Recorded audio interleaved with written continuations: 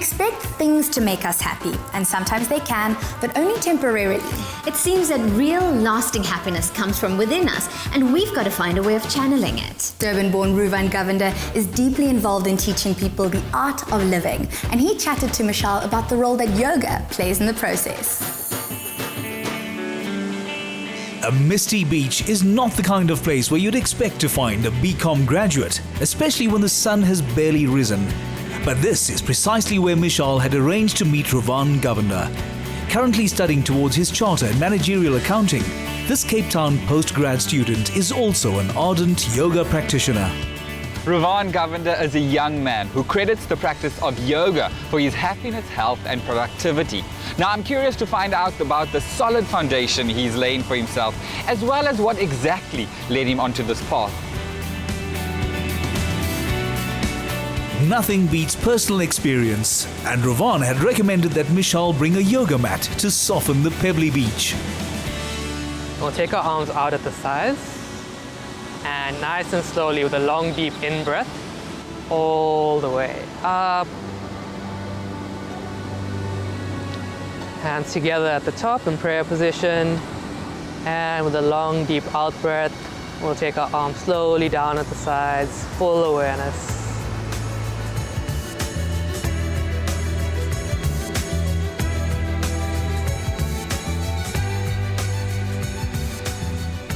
Ruvahn, what a beautiful way of starting the day. Such peace and tranquility. But it hasn't always been this way. What was your childhood like? I think the childhood that a lot of us experienced when our parents were born in the apartheid era and the history of this country was one where a lot of people had accumulated a lot of stress. Ruvahn, how were you introduced to yoga? Well, when I got into campus, I was looking for something to relieve a lot of stress, because the way campus life is, it's 3 or 4 assignments a week, tests, projects just coming at you thick and fast. So after a bit of research and looking around, on campus I found the Art of Living Society. So what we'll do is I'm going to invite you all to the Art of Living Milnerton Center, where we learn some of these tools and techniques, and we'll take it from there. That sounds fantastic. I'm looking forward to it. Founded by Sri Ravi Shankar, the Art of Living is an international NGO that combines the mystical and the modern to create a life of happiness. Over the past 3 years, Ruvahn has progressed from being a novice to an advanced participant guiding his fellow students. And we're going to do body rotations. So breathing into the right, long deep breaths, and out to the left. I'm feeling pretty limber after that session. You've taken a bold step from a very young age to be completely vegetarian, not touching alcohol as well. What inspired you to do that?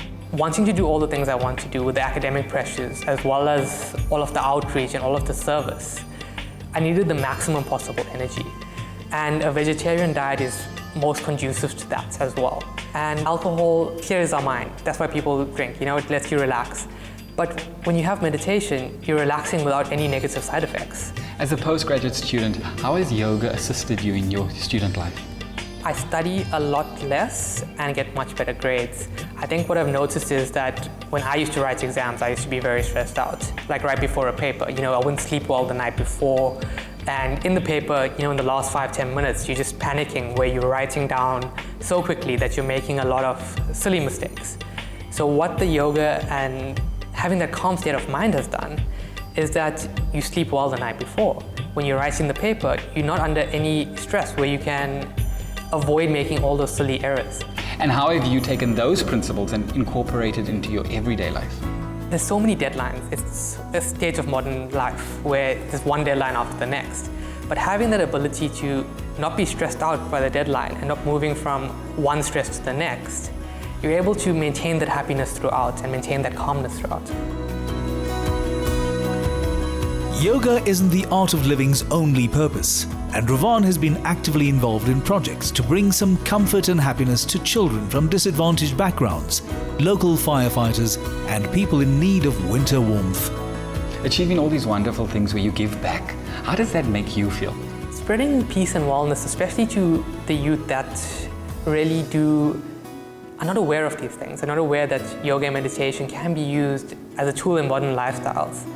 to achieve balance, it's very fulfilling because sometimes, like when we went into I Meditate, a lot of people said, you wouldn't be able to do this with these kids. Teachers tell us that they can't even get them to sit down or sit still, and we want to run a 15-minute meditation with them.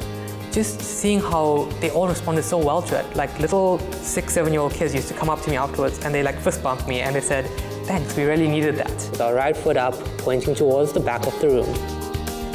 So we're going to take our hands into loose fists and place it under our groin to use it as a lever, keeping your chin on the mat. We're going to lift our entire upper body off the mat, looking up towards the ceiling in Cobra. And breathing out, you can gently lower yourself down from Cobra. Yoga was something that helped to ease the mind, to be more productive and increase my capacity and ability to do more. People always talk about being mature in life and dealing with situations like an adult. It doesn't mean being boring and, kind of stuffy.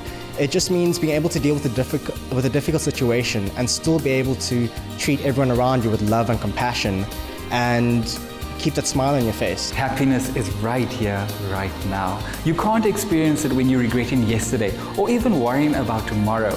Starting from now, I'm going to be more present.